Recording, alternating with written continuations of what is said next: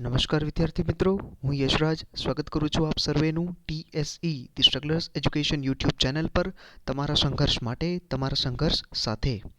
So friends, જે રીતે આપણે આઈડિયા છે કે અમે ડેઇલી બેઝિસ ઉપર રેગ્યુલર બેઝિસ ઉપર આપ સર્વે માટે યુટ્યુબ પર એક ફ્રી સેશન સ્ટાર્ટ કરેલું છે, એક ફ્રી બેચ સ્ટાર્ટ કરેલી છે, જેમાં રેગ્યુલર બેઝિસ ઉપર અમે તમને યુટ્યુબના જે માધ્યમ છે, આપણું યુટ્યુબનું પ્લેટફોર્મ છે, તેના ઉપર આપણા જે કરંટ અફેર એક જે સબ્જેક્ટ છે એના ઉપર કરંટ અફેરના જે મહત્ત્વના મુદ્દાઓ છે એના ઉપર ડિટેલમાં ડિસ્કશન કરીએ છીએ, ડિટેલમાં તમને વિડીયો પ્રોવાઈડ કરીએ છીએ કે જેમાંથી ડિરેક્ટલી તમારી એક્ઝામમાં ક્વેશ્ચન પૂછાઈ શકે છે. તો એ જ દિશામાં, એ જ લક્ષ્ય સાથે આજે વધુ એક કરંટ અફેરના મહત્ત્વના મુદ્દા સાથે હું આપ સમક્ષ હાજર થયો છું. તો ચાલો શરૂઆત કરીએ આજે આપણા સેશનની. સો મિત્રો, જે કોઈ પણ મારા વિદ્યાર્થી મિત્રો એ આરઆરબી રેલવેની પ્રિપરેશન કરી રહ્યા છે, સ્ટાફ સિલેક્શન કમિશનની પ્રિપરેશન કરી રહ્યા છે, banking, GPSC, UPSC, state police exam, defence કે ગુજરાત રાજ્યની અન્ય જે કોઈ પણ એક્ઝામ છે, ડિપાર્ટમેન્ટલ, ગુજરાત ઉર્જા વિકાસ નિગમ લિમિટેડ હોય કે ગુજરાત ગુણ સેવા પસંદગી મંડળ હોય, કોઈ પણ ડિપાર્ટમેન્ટની એક્ઝામની પ્રિપરેશન કરી રહ્યા હોય તમે સ્ટેટ માટે કે સેન્ટ્રલ માટે, સો બધી જ એક્ઝામ માટે આજનો આપણો જે આ સેશન છે, જે આપણો આ ફ્રી બેચ અમે જે સ્ટાર્ટ કરી છે, ફ્રી સેશન સ્ટાર્ટ કર્યો છે યુટ્યુબ પર, એ તમારા બધા જ એક્ઝામ માટે ખૂબ જ ઉપયોગી છે. સો મિત્રો, આજનો આપણો જે આ સેશન છે, જે વિડીયો છે, એ એવું કહી શકાય કે કરંટ અફેરનો એક સબ ટોપિક છે. કેમ કે જુઓ, જે કરંટ અફેર છે એ ખૂબ જ ફેલાયેલો, એટલે કે એક વાસ્ટ સબ્જેક્ટ છે જેમાં ઘણા બધા સબ ટોપિક કવર થતા હોય છે. તેમાંથી સૌથી મહત્ત્વનો એક આપણો જે ટોપિક કહેવાય એ છે તમારું રિપોર્ટ્સ અને સ્ટડી. આપણને ખ્યાલ હશે કે રેગ્યુલર બેઝિસ ઉપર દરેક મંથમાં એક કે બે વાર જે છે એવા વૈશ્વિક રિપોર્ટ પબ્લિશ થતા હોય છે. વર્ષની અંતમાં અને વર્ષની શરૂઆતમાં પણ ઘણા એવા રિપોર્ટ પબ્લિશ થતા હોય છે, ડિફરન્ટ ફિલ્ડ્સમાં, જે ડિફરન્ટ કેટેગરીઝમાં રિપોર્ટ પબ્લિશ થતા હોય છે, જે કોઈપણ દેશની જે વિવિધ સ્થિતિઓ છે દર્શાવતા હોય છે કે કોઈપણ દેશ જે તે ફિલ્ડમાં કેટલો આગળ છે એ વાઇઝ કેટલાક દેશોને તેનું રેન્કિંગ આપવામાં આવતું હોય છે. આવી જ રીતે જે મેં તમને વૈશ્વિક લેવલની વાત કરી, એ જ રીતે આપણા ઇન્ડિયામાં પણ નીતિ આયોગ જે છે એ મોટાભાગના રિપોર્ટ પબ્લિશ કરતું હોય છે કે જે અલગ અલગ રાજ્યોની રેન્કિંગ આપતું હોય છે ડિફરન્ટ કેટેગરીમાં, ડિફરન્ટ ક્ષેત્રોમાં. સો એવા જ એક વૈશ્વિક રિપોર્ટની આજે આપણે વાત કરવાના છીએ. યાદ રાખજો, કરંટ અફેરનો સૌથી મહત્ત્વનો સબ ટોપિક કહેવાય એ છે તમારું રિપોર્ટ્સ અને સ્ટડી. સો જેટલા પણ રિપોર્ટ્સ વૈશ્વિક લેવલે કે આપણા દેશમાં, જે ભારત દેશના જે કોઈ પણ સંસ્થાઓ જે ભારત માટે અલગ અલગ રાજ્યોનો રિપોર્ટ કાઢતી હોય કે વૈશ્વિક લેવલે જે કોઈ પણ સંસ્થા અલગ અલગ દેશોનો રિપોર્ટ કાઢતી હોય, સો એ રિપોર્ટ વાંચવા એ આપણા માટે ખૂબ જ મહત્ત્વના છે. કારણ કે એક્ઝામમાં રિપોર્ટમાંથી એક ક્વેશ્ચન પૂછાય છે અને પૂછાય છે જ. સો રિપોર્ટ અને સ્ટડી આ એક ખૂબ જ મહત્ત્વનો ટોપિક છે. એના ઉપર જ આજે આપણે ડિસ્કશન કરવાના છીએ. રિપોર્ટ જાન્યુઆરી 2021માં આ વખતે જે રિલીઝ થયો એ સૌથી પહેલો હતો કરપ્શન પરસેપ્શન્સ ઇન્ડેક્સ 2020. 2021માં રિલીઝ થયો, પણ એ રિપોર્ટ 2020ને અનુલક્ષીને બનાવવામાં આવેલો હતો, 2020ના ડેટાને અનુલક્ષીને બનાવવામાં આવેલો હતો. નામ પરથી આપણને ખબર પડે છે કે જે કરપ્શન કયા દેશમાં કેટલું થાય છે, કયા ફિલ્ડમાં કેટલું થાય છે, એને આધાર રાખીને એક રિપોર્ટ તૈયાર કરવામાં આવેલો છે. અને એને તૈયાર કરવાવાળી જે સંસ્થા છે એ છે ટ્રાન્સપરન્સી ઇન્ટરનેશનલ. નામ યાદ રાખવાનું છે. આપણે આગળ જઈને આ સંસ્થા વિશે ડિટેલમાં એની માહિતી મેળવીશું કે સંસ્થાની સ્થાપના ક્યારે થઈ, તેના હેડ કોણ છે, કારણ કે આ પણ ક્વેશ્ચન તમને એક્ઝામમાં પૂછાઈ શકે છે. તો કરપ્શન પરસેપ્શન ઇન્ડેક્સ 2020 વિશે આપણે આગળ વાત કરીશું. જો મિત્રો, કરપ્શન પરસેપ્શન જે ઇન્ડેક્સ છે એ ટોટલ 180 દેશમાંથી 180 દેશોનું ડિટેલ એનાલિસિસ કરવામાં આવ્યું અને 180 દેશોને ઇન્ક્લુડ કરવામાં આવ્યા આ રિપોર્ટમાં. અને ત્યારબાદ આ 180 દેશોની રેન્કિંગ જાહેર કરવામાં આવી. એમાં 180 દેશોમાં ભારતનો જે રેન્ક છે એ 86મો રેન્ક છે. આ વખતે 2020માં 86મો રેન્ક છે અને ભારતનો સ્કોર 40 છે. આ જે સ્કોર છે એ 100માંથી આપવામાં આવે છે. 0 થી 100 સુધીનું એક મીટર હોય છે, એ મીટર પર, એ સ્કેલ પર 0 થી 100નું જે સ્કોર જે છે એ આપવામાં આવે છે. 0 અને 100ની વચ્ચે સ્કોર્સ જે છે એ દરેક દેશને પ્રોવાઈડ કરવામાં આવે છે અને તે આધારે તેમનું રેન્કિંગ રેડી કરવામાં આવે છે. જો આપણે એક ઓવરઓલ વાત કરીએ કે 2/3 કન્ટ્રીઝ એટલે કે 2/3 66.6% જે દેશો છે એનો સ્કોર તો 50થી પણ નીચે છે, એટલે કે અડધાથી પણ ઓછો છે. એટલે કે જો આપણે 180 દેશોને કન્સિડર કરીએ તો ટોટલ 120 દેશો એવા છે કે જેનો સ્કોર 100માંથી 50થી પણ નીચે છે. આ ડેટા તમારે ધ્યાનમાં રાખવાનો છે. આ સિવાય એવરેજ સ્કોર ઓવરઓલ આપણે જો વર્લ્ડની વાત કરીએ તો એવરેજ સ્કોર 43 છે, જે હાફ કરતાં પણ ઓછો છે. આ એવરેજ સ્કોર છે, બધા દેશોનો એવરેજ સ્કોર છે, 180 દેશોનો એવરેજ સ્કોર. હવે જો આપણે ટોપના 6 દેશોની વાત કરીએ તો સૌથી પહેલા બે દેશો એકચ્યુઅલમાં બંનેનો રેન્ક પહેલો જ કહી શકાય, કારણ કે બંનેના સ્કોર તમે જુઓ તો 88 જ છે, 100માંથી 88 રેન્ક છે. એક મીટર સ્કેલનું એક ધ્યાન રાખજો કે જે રીતે સ્કોર વધતો જાય છે એ જ રીતે એ કન્ટ્રીનો રેન્ક જે છે સુધરતો જશે, એ જ રીતે કન્ટ્રીનો રેન્ક વધારે હશે. અને જે રીતે એમનો સ્કોર 0ની નજદીક પહોંચતો થાય છે એ જ રીતે એમનો જે રેન્ક છે એ ડાઉન થતો જાય છે. ઠીક છે, તો સૌથી પહેલા 6 દેશોની વાત કરીએ તો ડેનમાર્ક અને ન્યૂઝીલેન્ડ આ બંને એકચ્યુઅલમાં ફર્સ્ટ જ કહેવાય, કારણ કે બંનેનો સ્કોર ઇક્વલ છે, પણ ફર્સ્ટ અને સેકન્ડ નંબર ઉપર આપણે તેમને કન્સિડર કરી શકીએ. ડેનમાર્ક અને ન્યૂઝીલેન્ડ ફર્સ્ટ છે, ત્યારબાદ ફિનલેન્ડ, સિંગાપોર, સ્વીડન અને સ્વિટ્ઝરલેન્ડ. આ ટોપના 6 દેશ આપણે યાદ રાખવાના છે, એક્ઝામમાં આમાંથી ક્વેશ્ચન પૂછાઈ શકે છે. ત્યારબાદ જો આપણે સૌથી લાસ્ટના 6 દેશોની વાત કરીએ તો આપણે મેં તમને જેમ કીધું કે 180 દેશોનો ડેટા રેડી કરવામાં આવેલો છે, તો સૌથી લાસ્ટમાં જે છે સાઉથ સુડાન છે, જે આફ્રિકા એક કોન્ટિનેન્ટ છે, આપણો ખંડ આફ્રિકાનો એક આ દેશ છે સાઉથ સુડાન. તેવી જ રીતે સોમાલિયા પણ આફ્રિકાથી બિલોંગ કરે છે, એ જ રિજનમાંથી છે. સિરિયા જે મિડલ ઇસ્ટ એટલે કે ગલ્ફવાળો જે ભાગ છે, Syria, Jordan, Israel, gulf nation જેને આપણે કહીએ છીએ, એ એરિયામાંથી એ એરિયાનો દેશ છે સિરિયા. ત્યારબાદ યમન પણ તે મિડલ ઇસ્ટનો દેશ છે અને 176 નંબર ઉપર છે વેનેઝુએલા. રાઈટ, સો ફર્સ્ટ 6 દેશો અને લાસ્ટના 6 દેશો.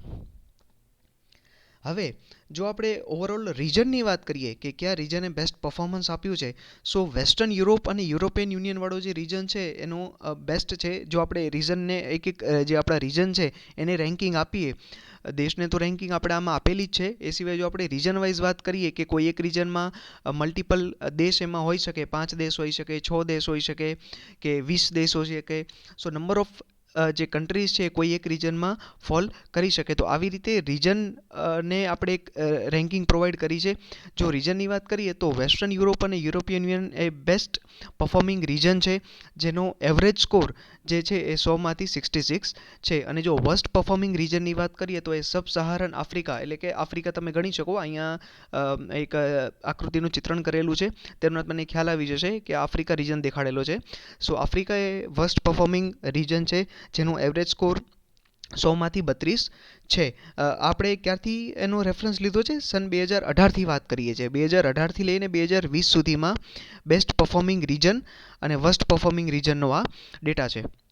ત્યારબાદ જો આપણે વાત કરીએ કે 2012થી લઈને 2020 સુધીમાં એવા દેશો કે જેને પોતાના કરપ્શન રેન્કિંગમાં ઇમ્પ્રુવમેન્ટ કર્યું હોય, કરપ્શન દેશમાં ઘટ્યું હોય અને તેમને પોતાના રેન્કિંગમાં સુધાર કર્યો હોય, એવા ટોટલ 26 દેશો છે. જેમાં સૌથી વધારે જેને ઇમ્પ્રુવમેન્ટ કર્યું હોય એ સૌથી પહેલા નંબરે ગ્રીસ છે, ત્યારબાદ મ્યાનમાર અને ત્યારબાદ એક્વાડોર. હવે એવા કન્ટ્રીઝ કે જેમણે 2012થી લઈને 2020 સુધીમાં 2012થી લઈને 2020 સુધીમાં તેમને પોતાના રેન્કિંગમાં ઘટાડો થયો હોય, એટલે ત્યાં કરપ્શનમાં વધારો થયો હોય. કરપ્શનમાં વધારો થાય તો જ રેન્કિંગમાં ઘટાડો થાય. તેમનો રેન્ક સામે ઘટાડો એટલે હું ઇન ધ સેન્સ કરું છું એમનો રેન્કિંગ ખરાબ થતો જાય, એટલે વધતો જાય એમ. જો પહેલાં એ દેશનો કોઈ પણ દેશનો રેન્કિંગ 40 હોય તો 40માંથી જો 50 થઈ જાય તો એનો મતલબ એમ કે ત્યાં કરપ્શનમાં વધારો થયો છે, તેની આપણે વાત કરીએ છીએ. તો એવા 22 દેશો છે કે જેમણે 2012થી લઈને 2020 સુધીમાં તેમના કરપ્શનમાં વધારો થયો, જેથી તેમના પરફોર્મન્સમાં ઘટાડો થયો. એમાં સૌથી પહેલા નંબરે લેબનાન, ત્યારબાદ માલાવી અને ત્યારબાદ છે બોસ્નિયા અને હેર્ઝેગોવિના. રાઈટ, એમાં સૌથી વધારે સ્થિતિ ખરાબ એ બોસ્નિયા અને હેર્ઝેગોવિનાની છે, જેમાં -7 પોઈન્ટ એનો જે છે ઘટાડો થયો છે, એટલે ત્યાં કરપ્શનમાં વધારો થયો છે.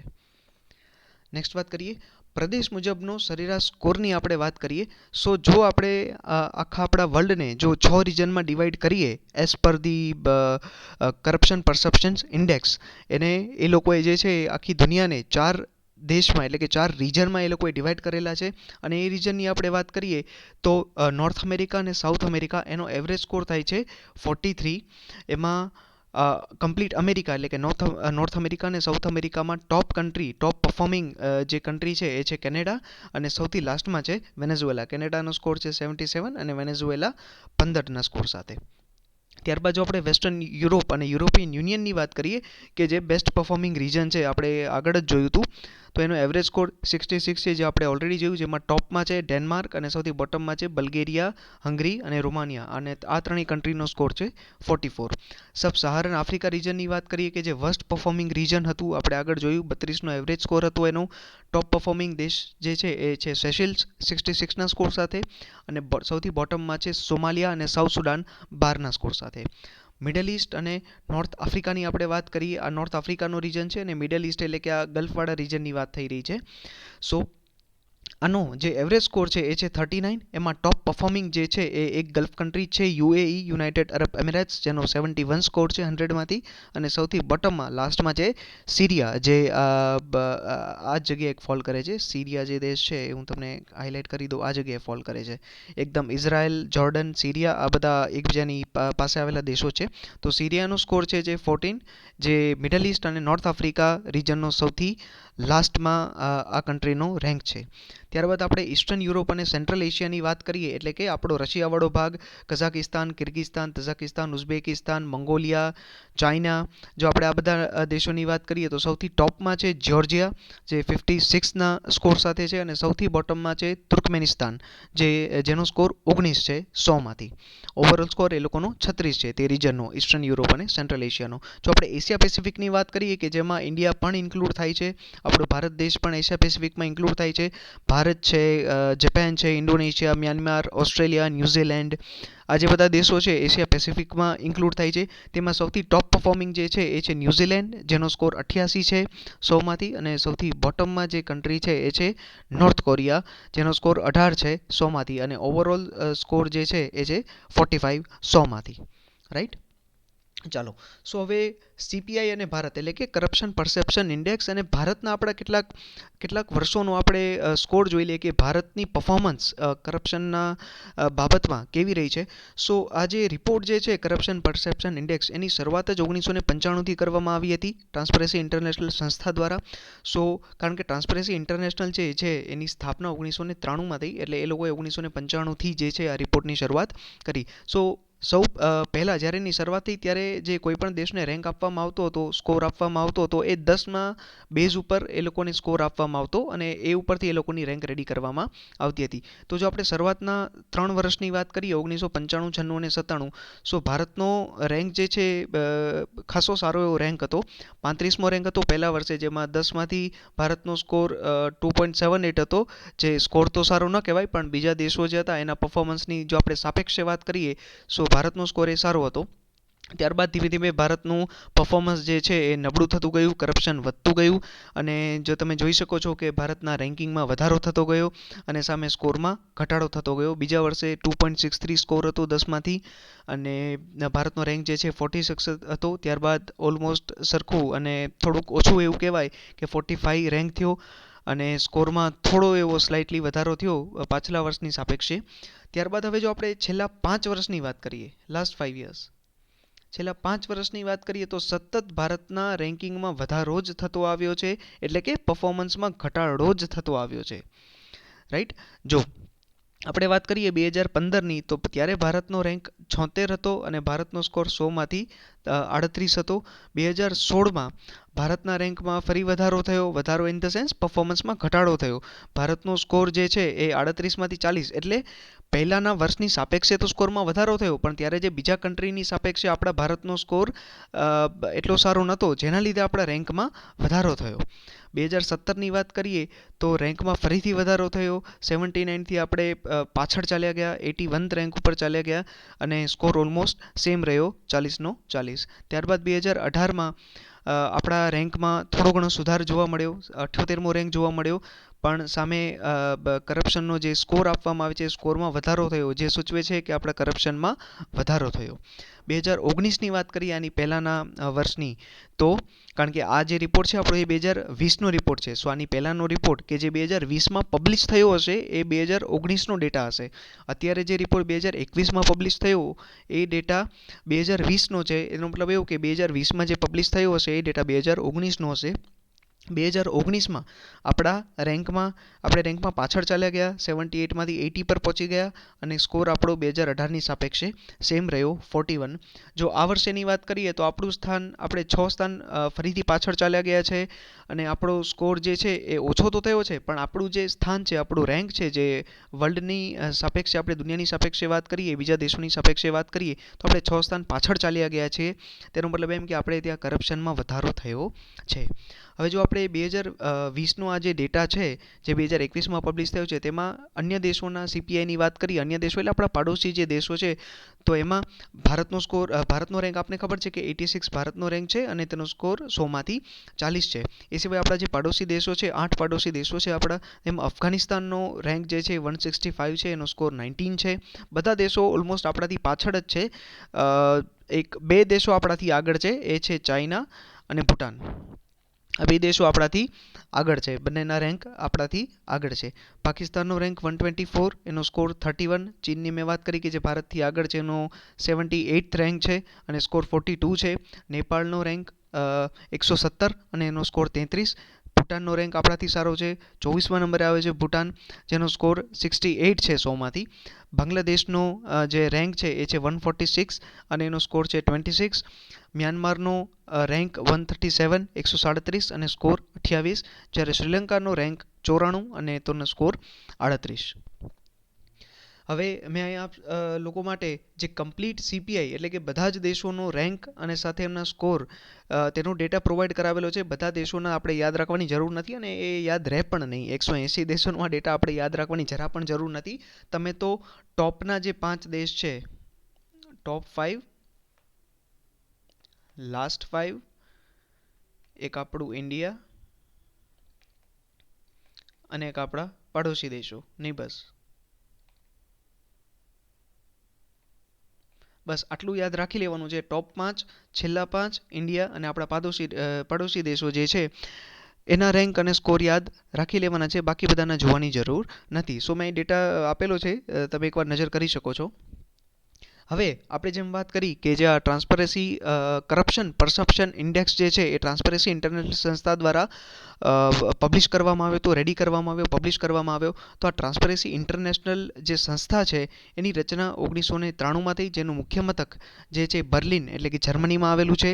તેના હાલમાં MD મેનેજિંગ ડિરેક્ટર એ છે પેટ્રિશિયા મોરેરા અને એના અધ્યક્ષ એટલે કે ચેરમેન ડેલિયા ફેરેરા રૂબિયો છે. આ વસ્તુ ધ્યાન રાખજો, એક્ઝામમાં આ પણ પૂછાય છે.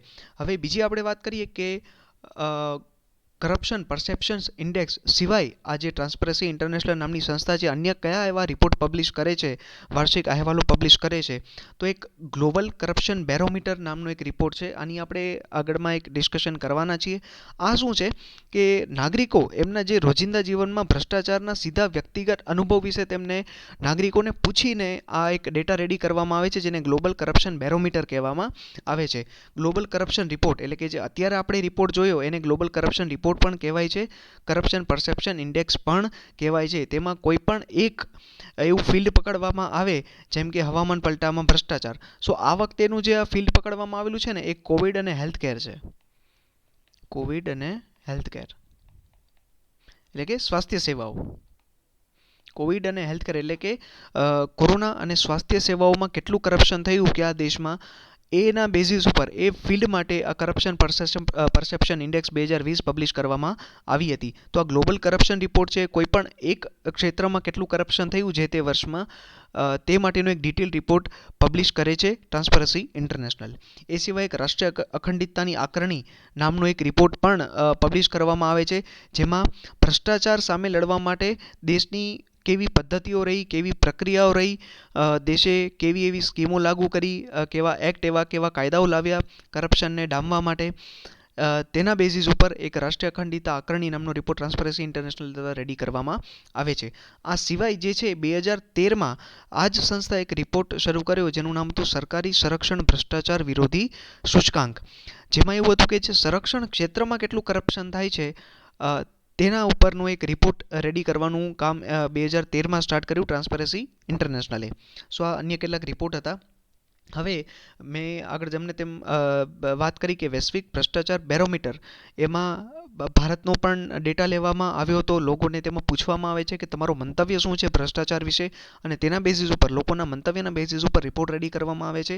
સો 2003માં ટ્રાન્સપરન્સી ઇન્ટરનેશનલે રિપોર્ટની શરૂઆત કરી, અને લેટેસ્ટ જો આપણે રિપોર્ટની વાત કરીએ તો એમાં 2 ડેટા આપણી સમક્ષ આવ્યા છે કે ભારતના 89% લોકોને એવું લાગે છે કે ભાઈ સરકારમાં અને સરકારી ડિપાર્ટમેન્ટમાં ભ્રષ્ટાચાર થાય છે, અને જે સૌથી વધારે ભ્રષ્ટાચાર જે છે સરકારી ડિપાર્ટમેન્ટમાં અને સરકાર દ્વારા ભ્રષ્ટાચાર થાય છે. 89% લોકોનું આવું માનવું છે.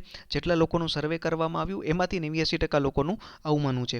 એ સિવાય 39% લોકો એવા હતા કે જેમણે છેલ્લા 12 મહિનામાં જાહેર સેવાઓ લેવા માટે લાંચ આપી, બ્રાઇબરી જેને કહેવાય છે, લાંચ અને રૂશ્વત જે કહેવાય છે બ્રાઇબરી, એ 39% લોકો એવા હતા સર્વેમાં કે જેમણે છેલ્લા 12 મહિનામાં જાહેર સેવા મેળવવા માટે સરકાર પાસેથી જાહેર સેવા મેળવવા માટે સરકારી ડિપાર્ટમેન્ટમાં લાંચ આપવી પડી.